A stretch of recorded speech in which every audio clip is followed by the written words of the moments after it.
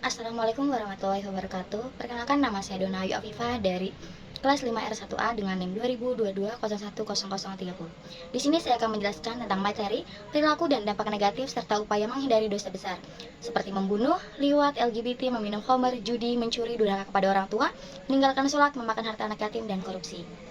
Yang pertama ada membunuh atau pembunuhan. Secara bahasa, pembunuhan adalah menghilangkan nyawa seseorang. Sedangkan secara istilah, pembunuhan adalah perbuatan manusia yang mengakibatkan hilangnya nyawa seseorang, baik dengan sengaja atau tidak sengaja, baik dengan alat yang mematikan ataupun tidak mematikan. Lalu ada macam-macam pembunuhan. Yang pertama, pembunuhan sengaja, yaitu membunuh yang sudah direncanakan dengan menggunakan alat yang mematikan, baik yang melukai atau memberatkan. Yang kedua, ada pembunuhan seperti sengaja, yaitu menghilangkan nyawa seseorang tanpa ada niat membunuhnya dan menggunakan alat yang biasanya tidak mematikan atau tidak lazim dipakai membunuh, namun menyebabkan hilangnya nyawa seseorang. Yang ketiga, ada pembunuhan karena kesalahan, yaitu perbuatan seseorang tanpa bermaksud melakukan kejahatan, namun karena salah sasaran menyebabkan kematian seseorang. Selanjutnya ada hukum bagi pelaku pembunuhan. Yang pertama ada pembunuhan sengaja. Hukuman bagi pelaku tindakan pidana pembunuhan sebagai adalah kisos. Namun jika keluarga korban memaafkan, maka pelaku wajib membayar diat tunai dan melakukan kifarat. Yang kedua adalah pembunuhan seperti sengaja. Pelaku pembunuhan seperti sengaja tidak mendapatkan hukuman kisos, dihukum dengan membayar sejumlah denda, yaitu diat mukhalaza atau diat berat, dan dapat dibayar secara bertahap selama 3 tahun kepada keluarga korban, yaitu setiap tahunnya sepertiga. Selain itu, pembunuhan juga harus menunaikan kifarat. Yang ketiga ada pembunuhan karena kesalahan. Hukuman bagi pembunuhan karena kesalahan adalah membayar sejumlah denda, yaitu diat mukhafafah atau diat ringan, yang diambil dari harta keluarga pembunuh dan dapat dibayar secara bertahap selama 3 tahun kepada keluarga korban, setiap tahunnya sepertiga. Selanjutnya ada hikmah larangan pembunuhan. Adapun adanya larangan pembunuhan dalam Islam adalah salah satu hikmahnya adalah menjaga kelangsungan hidup umat manusia. Hikmah lainnya adalah untuk menjaga keteraturan dan keamanan dalam bidang interaksi sosial antara manusia dalam kehidupannya dan juga memelihara kehormatan dan keselamatan jiwa setiap manusia. Selanjutnya ada liwat. Liwat adalah perbuatan seorang laki-laki dengan cara memasukkan zakarnya ke dalam dubur laki-laki yang lain dengan kerelaan kedua belah pihak. Selanjutnya ada dampak perbuatan liwat. Yang pertama, individu yang terlibat dalam hubungan liwat mungkin merasa terasing atau diasingkan dari komunitas atau keluarga dan teman, yang dapat berdampak pada kesehatan mental mereka. Yang kedua, seperti hubungan seksual lainnya, perbuatan liwat dapat meningkatkan risiko penularan penyakit menular seksual atau PMS jika tidak dilakukan dengan aman. Lalu ada dalil tentang dilarangnya perbuatan liwat. Yang pertama, dalam surat Al-A'raf ayat 80-81 yang artinya, dan kami juga mengutus Lut ketika dia berkata kepada kaumnya, mengapa kalian mengerjakan perbuatan yang keji itu yang tidak pernah dilakukan oleh seorang pun di antara umat-umat sebelum kalian? Sungguh kalian mendatangi laki-laki dengan nafsu, bukan wanita. Sungguh kalian adalah kaum yang melampaui batas. Selanjutnya dalam suatu hadis yang diriwayatkan oleh Ibnu Abbas, Nabi Muhammad SAW bersabda, barang siapa yang menemukan orang yang melakukan liwat, maka bunuhlah keduanya. Lalu selanjutnya ada LGBT. Pengertian LGBT dalam pandangan Islam sesuai dengan tuntunan Allah dan Rasulullah dalam Al-Quran dan Sunnah. Homoseksual merupakan perbuatan hina dan pelanggaran berat yang merusak harkat manusia sebagai makhluk ciptaan Allah paling mulia. Yang kedua ada faktor yang mempengaruhi identitas LGBT antara lain. Yang pertama adalah genetik. Penelitian menunjukkan ada kemungkinan faktor genetik yang mempengaruhi orientasi seksual. Yang kedua, lingkungan, budaya pendidikan dan pengalaman hidup dapat membentuk pandangan seseorang terhadap orientasi seksual. Yang ketiga ada psikologis. Pengalaman masa kecil dan interaksi sosial dapat mempengaruhi perkembangan identitas, gender, dan seksual. Yang ketiga ada cara menghindari LGBT. Yang pertama, mendalami nilai-nilai pribadi, memahami dan menegaskan nilai-nilai pribadi serta keyakinan. Yang kedua, bergaul dalam lingkungan positif, berinteraksi dengan komunitas yang mendukung nilai-nilai tersebut. Yang ketiga, konsultasi, mencari bantuan profesional seperti psikolog atau konselor untuk memahami dan mengelola perasaan dan identitas. Selanjutnya ada meminum khamar. Secara definisi bahasa, khamar mempunyai arti penutup akal. Sedangkan menurut istilah syariat Islam, khamar adalah segala jenis minuman atau selainnya yang memabukkan dan menghilangkan fungsi akal. Yang kedua ada hukum minuman keras atau khamar. Sudah menjadi ijma ulama bahwa hukum meminum minuman keras atau khamar adalah haram. Mengonsumsi khamar merupakan dosa besar.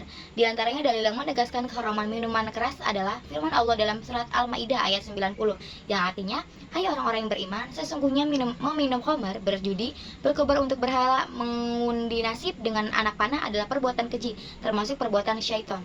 Maka jauhilah perbuatan itu agar kamu mendapatkan keberuntungan. Surat Al-Maidah ayat 90. Selanjutnya ada hikmah diharamkannya meminum khamar. Yang pertama, masyarakat terhindar dari kejahatan seseorang yang diakibatkan pengaruh meminum khamr. Yang kedua, menjaga kesehatan jasmani dan rohani dari berbagai penyakit yang disebabkan oleh pengaruh minuman khamr seperti busung lapar, hilang ingatan, atau penyakit berbahaya. Yang ketiga, menjaga hati agar tetap bersih, jernih, dan dekat kepada Allah Subhanahu wa Ta'ala. Selanjutnya ada jenis-jenis khamr. Jenis-jenis khamr dapat berasal dari berbagai sumber, seperti anggur, kurma, gandum, madu, atau bahan lainnya yang mengandung gula dan dapat difermentasikan. Khamr juga dapat berupa minuman beralkohol yang dibuat dari proses destilasi atau penyulingan. Beberapa contoh minuman beralkohol yang termasuk adalah khamr, adalah bir, arak, whisky, vodka, dan sebagainya. Selanjutnya ada judi. Pengertian judi dalam bahasa syar'i disebut maisir, yakni transaksi yang dilakukan oleh dua belah pihak untuk pemilihan suatu barang atau jasa yang menguntungkan satu pihak dan merugikan pihak lainnya dengan cara mengaitkan transaksi tersebut dengan suatu aksi atau peristiwa. Selanjutnya ada cara menghindari judi. Yang pertama ada senantiasa beramar ma'ruf nahi mungkar di setiap saat. Yang kedua, pemerintah hendaknya memberikan sosialisasi dengan jelas tentang larangan judi dan menghindari secara tegas para pelaku judi. Yang ketiga, setiap pelaku perjudian harus sadar atas perbuatannya dengan segera bertobat dan memperbaiki diri dengan amal. Yang keempat, berusaha mencari rezeki yang halal dan qanaah akan pemberian. Selanjutnya ada akibat-akibat perjudian. Yang pertama, energi dan pikiran jadi berkurang karena sehari-hari didera oleh nafsu judi dan kerasukan ingin menang dalam waktu pendek. Yang kedua, pikiran menjadi kacau sebab selalu digoda oleh harapan-harapan menentu. Yang ketiga, pekerjaan jadi terlantar karena segenap minatnya tercurah pada keasyikan berjudi. Yang keempat, diseret oleh nafsu judi yang berlarut-larut, kurangnya iman kepada Tuhan sehingga mudah tergoda melakukan tindakan asusila. Yang kelima, mentalnya terganggu dan menjadi sakit, sedangkan kepribadiannya menjadi sangat labil. Yang keenam, orang lalu terdorong melakukan perbuatan kriminal guna mencari modal untuk pemuas nafsu judi yang tak terkendali itu. Selanjutnya ada unsur-unsur judi. Yang pertama ada permainan, yang kedua ada untungan, yang ketiga ada taruhan. Selanjutnya ada mencuri. Dalam konteks Islam, mencuri atau yang dalam istilah Arab disebut sebagai sarikoh merupakan salah satu tindakan yang sangat dilarang. Secara harfiah, sarikoh berarti pengambilan barang atau harta milik orang lain secara tidak sah tanpa izin atau sepengetahuan pemiliknya dengan tujuan menguasainya. Selanjutnya ada hukum mencuri dalam Al-Quran dan hadis. Salah satu ayat yang paling jelas mengenai hukum pencurian terdapat dalam surat Al-Ma'idah ayat 38 yang menyebutkan hukuman potong tangan bagi pencuri baik laki-laki maupun perempuan dengan beberapa syarat yang ketat. Yaitu artinya laki-laki dan perempuan yang mencuri, potonglah tangan keduanya sebagai pembalasan terhadap apa yang mereka lakukan, sebagai siksaan dari Allah, dan Allah Maha Perkasa lagi Maha Bijaksana. Selanjutnya hadis tentang mencuri. Dalam hadis, Rasulullah Shallallahu Alaihi Wasallam memberikan penjelasan lebih rinci mengenai pencurian dan penerapan hukum potong tangan. Rasulullah Shallallahu Alaihi Wasallam bersabda, jika anakku Fatimah yang mencuri, akan aku memotong tangannya. Hadis riwayat Bukhari. Selanjutnya, hukum bagi pelaku pencurian dalam Islam. Yang pertama, hukum potong tangan atau had. Yang kedua, hukum ta'zir untuk pencuri yang tidak memenuhi syarat seperti penjara, denda, atau ganti rugi. Yang ketiga, ada penangguhan hukuman dan pertimbangan kemanusiaan. Selanjutnya ada dampak negatif dari pencurian. Satu, merusak kepercayaan sosial. Yang kedua, mengancam stabilitas ekonomi. Yang ketiga, tidak dipercaya masyarakat sekitar maupun keluarga. Yang keempat, menyebabkan ketidakadilan dan kerugian material. Dan yang kelima, mengganggu ketertiban dan keamanan masyarakat. Selanjutnya ada durhaka kepada kedua orang tua. Durhaka kepada kedua orang tua adalah salah satu dosa besar dan merupakan keburukan akhlak dengan bentuk melukai dan menyakiti kedua orang tua, baik itu dengan lisan maupun dengan perbuatan. Dalam riwayat disebutkan bentuk kedurhakaan kepada kedua orang tua diantaranya adalah tidak taat, memandang dengan amarah, tidak menghormati, dan mengatakan kekesalan. Yang disebutkan jika ada yang lebih rendah dari perkataan di depan kedua orang tua, maka Allah Subhanahu wa Ta'ala pun akan mengharamkannya. Selanjutnya ada bahaya durhaka kepada orang tua. Yang pertama, merugikan diri sendiri. Durhaka kepada orang tua dapat mengakibatkan seseorang kehilangan bimbingan, nasihat, dan dukungan dari orang tua. Yang kedua, durhaka kepada orang tua dapat merusak hubungan keluarga dan menyebabkan terjadinya konflik dan permusuhan di dalam keluarga. Yang ketiga, durhaka kepada orang tua dapat merusak citra diri seseorang di mata orang lain sehingga orang lain akan merasa tidak hormat kepada seseorang yang durhaka kepada orang tua. Selanjutnya ada dalil dilarangnya durhaka kepada orang tua. Firman Allah Subhanahu wa Ta'ala dalam surat Al-Ahqaf ayat 15 yang artinya, dan kepada dua orang ibu bapak hendaknya kamu berbuat baik. Jika salah seorang di antara keduanya atau keduanya sampai tua pada dirimu, maka sekali-kali janganlah engkau mengatakan kepada keduanya dan janganlah engkau membentak mereka, dan ucapkanlah kepada mereka perkataan-perkataan yang lemah lembut. Dalam hadis Nabi Muhammad SAW yang diriwayatkan oleh Bukhari dan Muslim dari Abdullah bin Amr, ia berkata, Rasulullah SAW bersabda, tidak ada satu amal pun yang lebih besar pahalanya di sisi Allah Subhanahu Wa Taala daripada memberi makan kepada orang yang lapar, dan tidak ada satu amal pun yang lebih besar dosanya di sisi Allah daripada durhaka kepada orang tua. Selanjutnya ada hukum meninggalkan sholat. Bagi muslim yang sudah terkena kewajiban sholat karena sudah balik dan berakal, kemudian meninggalkan sholat dengan sengaja dihukum syirik dan kufur. Adapun dalil tentang hukum meninggalkan sholat, yang artinya beda antara seseorang mukmin dan antara syirik dan kekafiran adalah meninggalkan sholat. Hadis riwayat Muslim, At-Tirmizi, An-Nasyi dan Ahmad dari Zabira. Yang kedua, beda antara kita dengan orang-orang kafir itu yaitu meninggalkan sholat. Maka barang siapa meninggalkannya, sungguh ia telah kufur. Hadis riwayat Ahmad Al-Bazar dari Burayyah radhiyallahu anhu. Selanjutnya ada memakan harta anak yatim. Memakan harta anak yatim merujuk pada tindakan mengambil atau menggunakan harta milik anak-anak yang kehilangan orang tua mereka, terutama jika tindakan tersebut dilakukan secara tidak adil atau tanpa hak. Dalam konteks hukum Islam, hal ini dianggap sebagai dosa besar dan melanggar prinsip keadilan. Adapun dalil tentang memakan harta anak yatim.